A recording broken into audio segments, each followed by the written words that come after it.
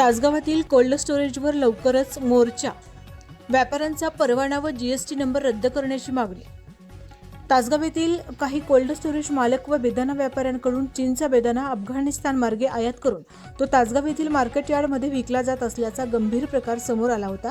द्राक्ष बागायतदार संघाने तासगाव येथील कोल्ड स्टोरेजवर छापेमारी करत हा गैरप्रकार उघडकीस आणला असून व्हिडिओ सोशल मीडियावर व्हायरल झाले आहेत. या पार्श्वभूमीवर स्वाभिमानी शेतकरी संघटनेच्या वतीने येत्या सोमवारी 5 जानेवारी रोजी सकाळी 11 वाजता राधिका व बटेजा कोल्ड स्टोरेजवर मोर्चा काढण्यात येणार आहे. हा मोर्चा वसंतदादा कॉलेज येथून सुरू होऊन मनेराजुरी रोडवरील कोल्ड स्टोरेजपर्यंत जाणार आहे.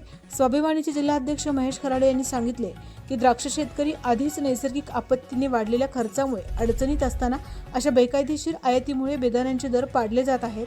हा प्रकार खपवून घेतला जाणार नाही. मोर्चा दरम्यान संबंधित व्यापाऱ्यांचा परवाना व जीएसटी नंबर रद्द करावा, त्यांना व्यापारी संघटनेतून काढून टाकावे, शेतकऱ्यांना वेळेत पैसे द्यावेत अशा मागण्या करण्यात येणार आहेत. या मागण्यांचे निवेदन तहसीलदार व बाजार समितीला दिले जाणार आहे. विशेष प्रतिनिधी तासगाव सांगली.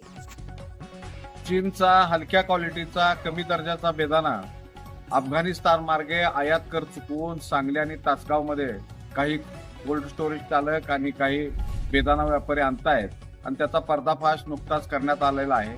त्यामुळं येत्या सोमवार दिनांक 5 जानेवारी रोजी राधिका कोल्ड स्टोरेज आणि बटेजा कोल्ड स्टोरेजवर स्वाभिमानी शेतकरी संघटनेच्या वतीनं भव्य असं मोर्चा काढण्यात येणार आहे. हा मोर्चा वसंतदादा कॉलेज तासगाव येथून सुरुवात होईल आणि या मोर्चामध्ये द्राक्ष बागायतदार संघासह सर्वांनाच आम्ही सहभागी करून घेणार आहोत. या संबंधित तस्करी करणाऱ्या व्यापाराचा परवाना रद्द करावा, त्यांचा जीएसटी नंबर रद्द करावा आणि त्यांना बेदाणा व्यापारी असोसिएशनमधून काढून टाकावे, या प्रमुख मागण्या असतील. त्याचबरोबर बेदाणा बॉक्सचे निम्मे पैसे शेतकऱ्यांना द्यावेत, बेदाण्याचं पेमेंट 21 दिवसातच द्यावे, बेदाण्याचा शालेय पोषण आहारात समावेश करण्यात आलेला आहे मात्र त्याची अद्याप अंमलबजावणी झालेली नाही, ती तात्काळ करावी, या प्रमुख मागण्यांसह हा मोर्चा काढण्यात येणार आहे.